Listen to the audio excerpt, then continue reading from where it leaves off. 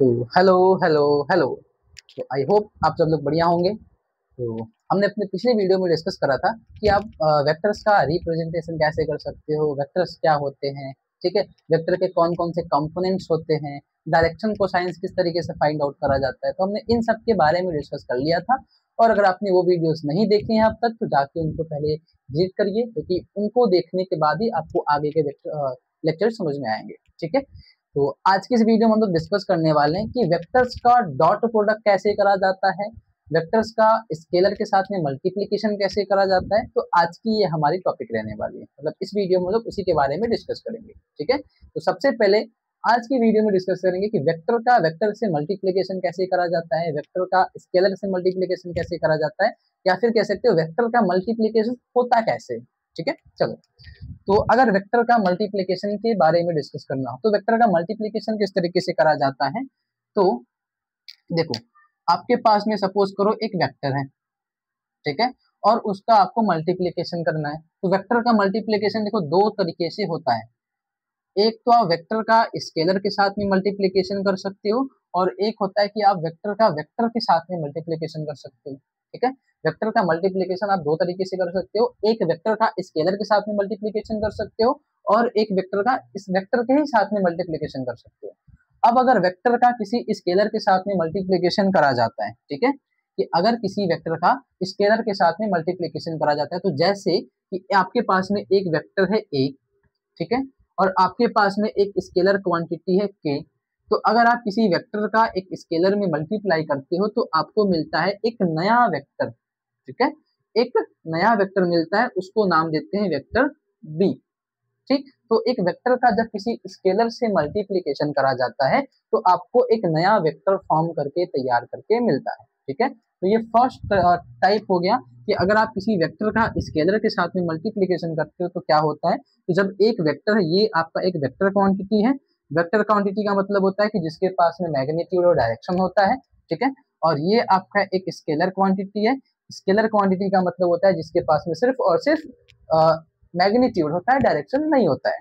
तो जब आप किसी स्केलर और वेक्टर का मल्टीप्लाई करते हो तो आपको एक नया वेक्टर तैयार करके मिलता है। अब जैसे एग्जांपल की बात करें, सपोज करो कि हमारे पास में एक स्केलर क्वांटिटी है जिसका वैल्यू है 5 ग्राम या 5 है। ठीक है, एक स्केलर क्वांटिटी है जिसकी वैल्यू है 5। ठीक है, उस स्केलर क्वांटिटी को किसी वेक्टर क्वांटिटी से मल्टीप्लाई करना है। तो सपोज हमारे पास में एक वेक्टर क्वांटिटी है 2i cap plus 5j cap plus 3k cap. ये एक वेक्टर क्वांटिटी है हमारे पास में। ठीक है, तो ये एक स्केलर है। ठीक है, इसको स्केलर क्वांटिटी कहा जाता है जिसमें सिर्फ मैग्नीट्यूड होता है। और ये पूरा टर्म एक वेक्टर क्वांटिटी है जिसमें आपको ये नंबर्स मैग्नीट्यूड के बारे में शो करते हैं, और ये आई कैप जे कैप के कैप जो होता है वो आपकी यूनिट वेक्टर्स होते हैं जो कि डायरेक्शन के बारे में बताते हैं। जैसे आई कैप एक्स डायरेक्शन को शो करता है, जे कैप वाई डायरेक्शन को शो करता है, के कैप आपके जेड डायरेक्शन को शो करता है। तो जब किसी वेक्टर का स्केलर के साथ में आपको मल्टीप्लाई करना हो तो क्या मिलेगा, मल्टीप्लाई करके चेक कर लो। 5 से 2 में मल्टीप्लाई करोगे तो आपको मिलेगा 10i कैप, 5 से 5 में मल्टीप्लाई करोगे तो आपको मिलेगा 25j कैप, एंड 5 का 3 में मल्टीप्लाई करोगे तो आपको मिलेगा 15k कैप। मतलब ये भी एक टाइप का वेक्टर ही है। ठीक है, ये भी जो है एक टाइप का वेक्टर क्वांटिटी ही है। तो जब भी किसी स्केलर क्वांटिटी का किसी वेक्टर क्वांटिटी से मल्टीप्लाई करा जाता है तो आपको हमेशा एक वेक्टर क्वांटिटी मिलती है जिसको कहा जाता है multiplication of scalar with vector. ठीक है, स्केलर का आप किसी वेक्टर से मल्टीप्लाई करते हो तो आपको हमेशा एक वेक्टर क्वांटिटी फाइंड करती है। तो ये वेक्टर का मल्टीप्लाई करने का फर्स्ट टाइप हो गया कि जब आप किसी वेक्टर का स्केलर के साथ में मल्टीप्लाई करते हो तो किस तरीके से मल्टीप्लाई करोगे और क्या वैल्यूज आपको मिलेंगी। ठीक है, जैसे इनका एग्जाम्पल्स अगर आप फिजिक्स में देखो तो फिजिक्स में बहुत जगह इनका एग्जाम्पल्स मिलता है। जैसे आप फोर्स का फॉर्मूला पढ़ते हो, मास इंटू एक्सेलरेशन, है ना। तो फोर्स क्या होता है, आपका एक वेक्टर क्वांटिटी होता है। मास क्या होता है, एक मास जो होता है एक स्केलर क्वांटिटी है, और एक्सेलरेशन जो होता है ये एक वेक्टर क्वांटिटी होती है। तो एक फॉर्मूला बनता है force equal to mass into acceleration.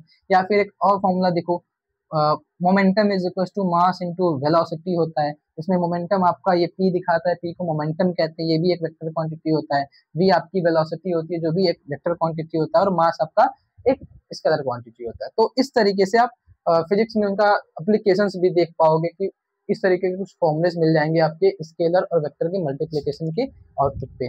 ठीक है, अब दूसरे तरीके की बात करें कि वेक्टर का जब वेक्टर से मल्टीप्लिकेशन करते हैं तो क्या होता है। तो जब वेक्टर का वेक्टर से मल्टीप्लाई करते हो तो आपको देखो दो चीज मिलता है बच्चा, ध्यान देना।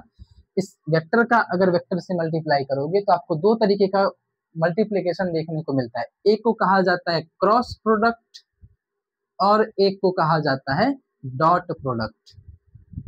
ठीक है, वेक्टर का जब वेक्टर से मल्टीप्लाई करते हैं तो एक मिलेगा आपको क्रॉस प्रोडक्ट, मतलब एक तरीका होता है क्रॉस प्रोडक्ट करने का, एक तरीका होता है डॉट प्रोडक्ट करने का।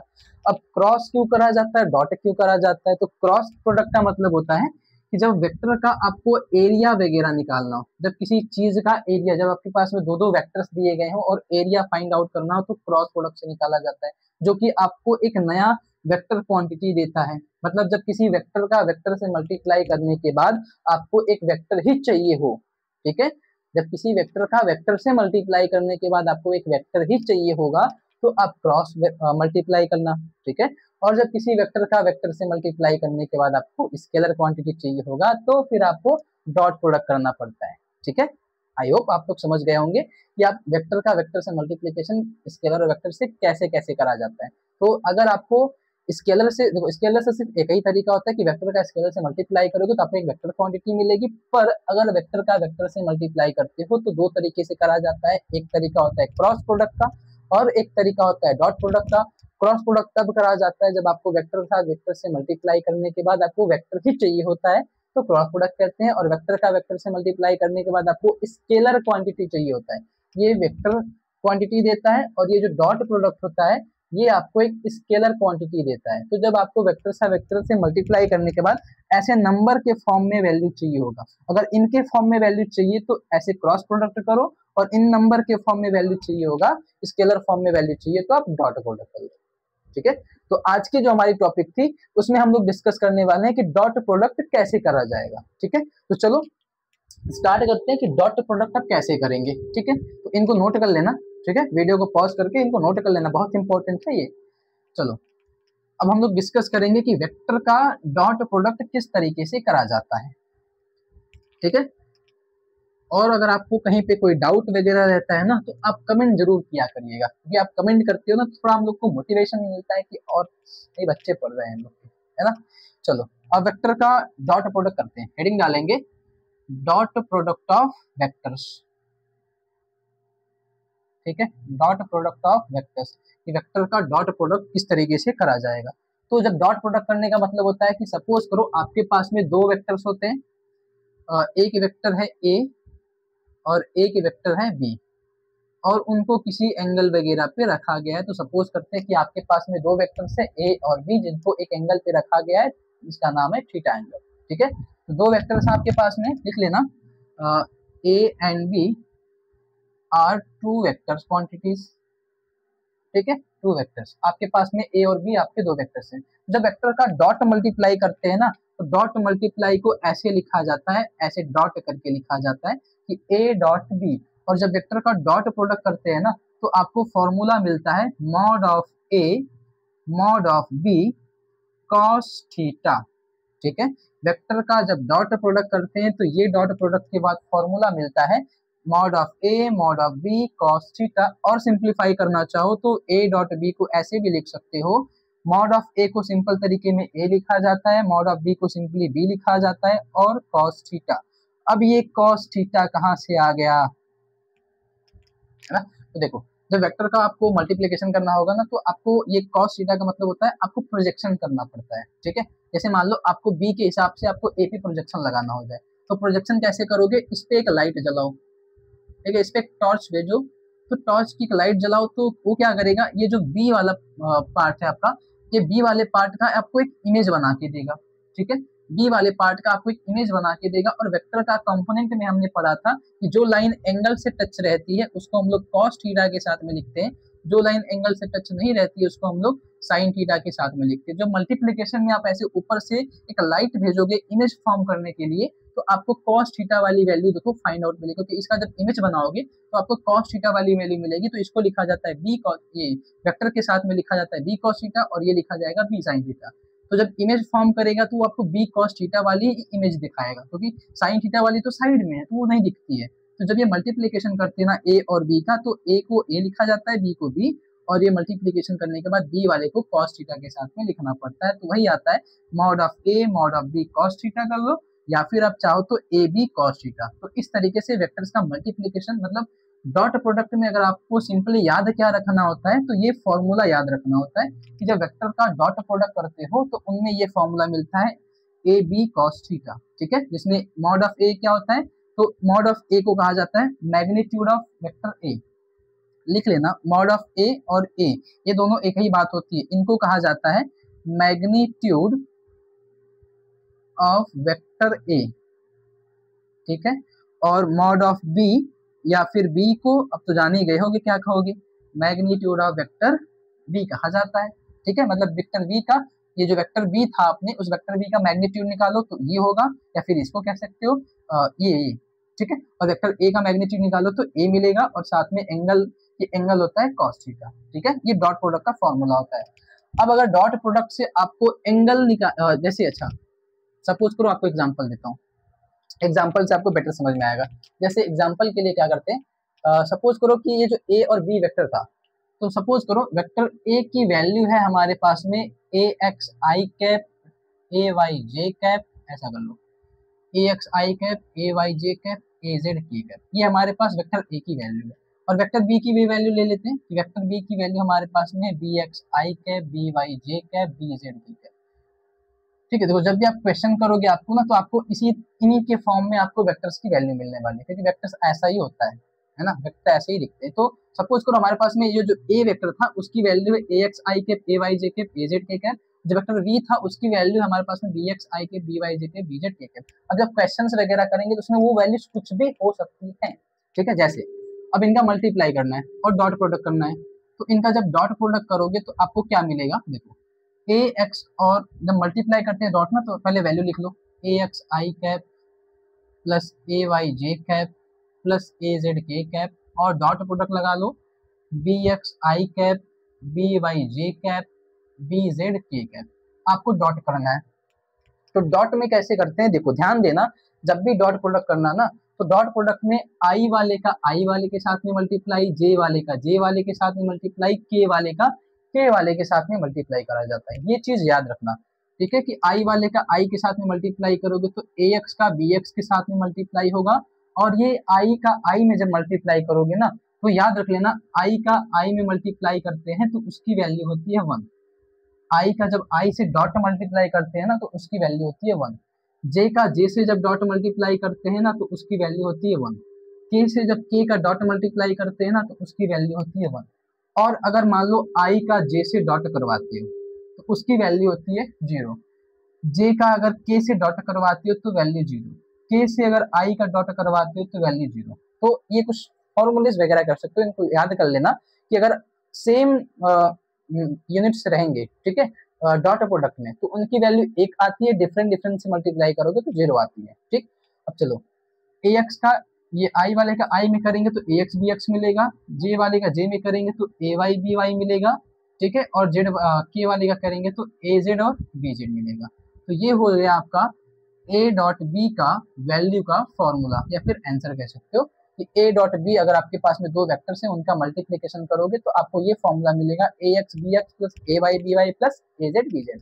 इसमें आई डॉट आई क्या होता है 1, जे डॉट जे क्या होता है 1, के डॉट के क्या होता है 1, ठीक है। और आई का जे में अगर मल्टीप्लाई करते हो तो 0 मिलता है, जे का के में मल्टीप्लाई करते हैं तो 0, और के का आई में मल्टीप्लाई करते हैं तो 0। उल्टा भी करोगे तब भी 0 ही आएगा, है ना। ये नहीं कि जे का आई में कर लेंगे तो माइनस या कुछ ऐसा आएगा, तो नहीं, 0 ही आता है, ठीक है। चलो और एग्जांपल्स की बात कर लें, और भी एग्जांपल देख लो। जैसे सपोज करो तुम्हारे पास वेक्टर ए है और वेक्टर बी है, ठीक है, दो वेक्टर्स हैं। इन दोनों वेक्टर्स में आपको सपोज करो वेक्टर ए की वैल्यू आपको दिया है 3i cap 2j cap plus k cap, और वेक्टर बी की वैल्यू -i कैप ले लो, 3j कैप ले लो और 2k कैप ले लो। सपोज करो आपके पास में ये दो वेक्टर्स हैं, ठीक है। इन दोनों वेक्टर्स का आपको डॉट मल्टीप्लाई करना है और आपको वैल्यू फाइंड आउट करनी है, ठीक है। तो डॉट मल्टीप्लाई में क्या होता है, देखो डॉट मल्टीप्लाई करते कैसे हैं, तो जब दोनों वेक्टर्स का डॉट मल्टीप्लाई करोगे तो क्या होगा, देखो आई का आई में साथ पहले ये वैल्यू लिख लो, ये मैं बता रहा हूँ कि डॉट मल्टीप्लाई करते कैसे हैं, फॉर्मूला तो ये होता है मल्टीप्लाई करने का, अब मल्टीप्लाई कैसे करते हैं ये चल रहा है, ठीक है। अब देखो मल्टीप्लाई कैसे करेंगे, आई वाले का आई के साथ में, जे वाले का जे के साथ में, के वाले का के के साथ में, तो जब आई वाले का आई के साथ में करोगे तो -1 है और 3, तो ये हो जाएगा -3, प्लस लगाओगे 2 वाले का 3 से करेंगे तो 6, और के का 1 है और 2 से मल्टीप्लाई करेंगे तो 2, और जानती हो आई का आई, जे का जे, के का के, खत्म हो जाएगा तो नहीं लिखना है। अब इनका मल्टीप्लाई, अब इनको ऐड कर लो, 6 to 8 एंड -3 करेंगे तो ये 5 आंसर आएगा, मतलब ए डॉट बी की वैल्यू कितनी आ गई 5, मतलब कि वेक्टर में अगर डॉट मल्टीप्लाई करोगे तो आपको एक स्केलर क्वांटिटी मिलती है, मतलब डॉट प्रोडक्ट ऑफ वेक्टर क्या देता है, अगर आपसे पूछा जाए तो डॉट प्रोडक्ट ऑफ वेक्टर आपको एक स्केलर क्वांटिटी देती है। देखो डॉट, जैसे हमारे पास दो वेक्टर्स थे, मल्टीप्लाई करा हमने डॉट प्रोडक्ट, तो क्या मिला 5, और 5 क्या है, सिर्फ मैग्नीट्यूड है, इसके साथ में कोई डायरेक्शन वगैरह शो आउट नहीं है, मतलब ये एक स्केलर क्वांटिटी है, ठीक है। तो जब वेक्टर के साथ में डॉट मल्टीप्लाई करते हैं ना, तो हमको एक स्केलर क्वांटिटी मिलती है, ठीक है। तो इस तरीके से आप स्केलर क्वांटिटी बता सकते हो, मतलब डॉट मल्टीप्लाई इस तरीके से आप करते हो, ठीक है। और डॉट प्रोडक्ट का फॉर्मूला क्या होता है, तो ए बी कॉस थीटा, ठीक। तो इनको नोट करो, तो हम इनके एंगल्स के बारे में बात करते हैं कि डॉट प्रोडक्ट में, मतलब आपको दो वेक्टर्स के बीच का अगर एंगल फाइंड आउट करना तो कैसे करोगे, ठीक है। अगर आपको दो वेक्टर्स के बीच का एंगल फाइंड आउट करना हो तो क्या करोगे, चलो इनको मिटाता हूं मैं। देखो नोट करने के लिए वीडियो को पॉज कर लेना, ठीक है। पहले भी कहा मैंने कि अगर आपको नोट्स तैयार करने हैं तो वीडियो को पॉज करके अपना नोट्स तैयार कर लिया करो। तो नोट्स तैयार करना बहुत ही इंपॉर्टेंट होता है, क्योंकि आपको जब रिवीजन करना होता है ना, तो नोट्स नहीं रहता तो बहुत सारा प्रॉब्लम होता है। चलो आपको एंगल निकालना है, तो एंगल बिटवीन टू वेक्टर्स, दो वेक्टर्स के लिए आपको एंगल फाइंड आउट करना है। तो एंगल निकालने के लिए क्या करोगे, सिंपल सा काम है, आपके पास में जो ये फॉर्मूला है इसी फॉर्मूले से लिखेंगे, इसको नाम दे दो इक्वेशन फर्स्ट। तो ये फ्रॉम इक्वेशन फर्स्ट चलेंगे तो ये क्या है, A dot B is equal है ए बी कॉस थीटा, और जो कॉस थीटा है वही तो एंगल है हमारा, है ना, कॉस थीटा ही तो एंगल है, मतलब कॉस थीटा की ही तो वैल्यू निकालनी है, तो कॉस थीटा की वैल्यू निकाल लो। ए बी को नीचे भेज दो, डिवाइड कर लेगा तो ये हो जाएगा A dot B divide by A B, हो तो गया। ये है आपके एंगल का formula, cos theta is equal to a dot B divide by A B. अब इनको अगर और सिंप्लीफाई करते हो, देखो और सिंप्लीफाई करो तो क्या मिलेगा, इसको ऐसे अलग अलग करके लिख सकते हो, है ना, इनको अलग अलग करके लिखा जा सकता है। और ये vector a divide by magnitude of a, ये होता है a कैप और ये हो जाएगा b कैप, मतलब यूनिट वेक्टर का फॉर्मूला बन जाएगा। तो देखो यूनिट वेक्टर जो होता है ये एक यूनिट वेक्टर होता है, a कैप से दिखाते हैं, और इसका फॉर्मूला होता है vector a divide by mod of vector a, और इसी को ऐसे भी लिखा जाता है, ठीक है। तो एक यूनिट वेक्टर का फॉर्मूला ये हो जाएगा a कैप, और ये भी एक यूनिट वेक्टर का ही फॉर्मूला बनेगा, तो उसको लिखा जाएगा b कैप। तो इस तरीके से cos थीटा का अब अगर यूनिट वेक्टर के फॉर्म में एंगल निकालना चाहो तो ऐसे लिखा जाएगा कि a डॉट बी का अगर ऐसे फॉर्मूला निकालते हैं cos थीटा, तो एक तो ये बनेगा कि अगर वेक्टर्स के फॉर्म में चाहिए तो a dot B divide by A B, ठीक है, जिसमें a और b वेक्टर्स होते हैं, और a और b ये वाला जो है वो आपके मैग्नीट्यूड्स हैं। और अगर आपको यूनिट वेक्टर के फॉर्म में चाहिए तो a cap dot b cap, इस तरीके से आप यूनिट वेक्टर के फॉर्म में एंगल निकाल सकते हो, ठीक है। तो एंगल निकालने का आपके पास में ये फॉर्मूला है। अगली कुछ स्पेशल केस के बारे में डिस्कस कर लेते हैं हम लोग, स्पेशल केस, ठीक है। वीडियो को ज्यादा लंबा नहीं करेंगे, स्पेशल केस के बारे में डिस्कस कर लेते हैं कि what is special cases of vectors of dot product. Dot product में स्पेशल केस में देखो फर्स्ट थिंग ये होती है कि अगर if A and B are parallel, मतलब जो भी आपके वेक्टर्स हैं अगर वो पैरेलल कंडीशन में हो तो आपको जब डॉट प्रोडक्ट करना हो तो क्या मिलेगा।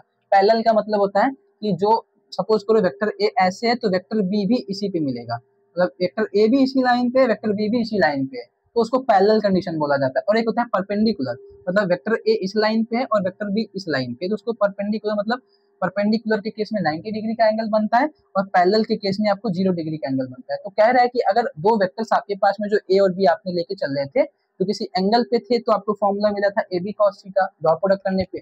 तो अगर वो वेक्टर्स आपके पैरेलल कंडीशन में हो जाए तो उसके लिए आपको थीटा की वैल्यू पुटअप करनी पड़ेगी 0 डिग्री, और उस टाइम पे क्या होता है, वैल्यू रखो तो डॉट मल्टीप्लाई करोगे तो ये हो जाएगा ए बी कॉस 0, और कॉस 0 की वैल्यू होती है 1, तो ये हो जाएगा A dot B is equal A and B, और ये होती है मैक्सिमम वैल्यू, इसको मैक्सिमम वैल्यू बोलते हैं। ठीक है, तो जब भी आप वेक्टर्स को पैरेलली रखोगे, ठीक है, अगर आपके पास में दो वेक्टर्स हैं, अगर पैरेलली रखे गए हैं और उनका डॉट मल्टीप्लाई करोगे तो उनका मैक्सिमम वैल्यू आएगा उनके मैग्नीट्यूड के मल्टीप्लाई के बराबर ए इंटू बी, जो कि उसकी मैक्सिमम वैल्यू को शो करता है।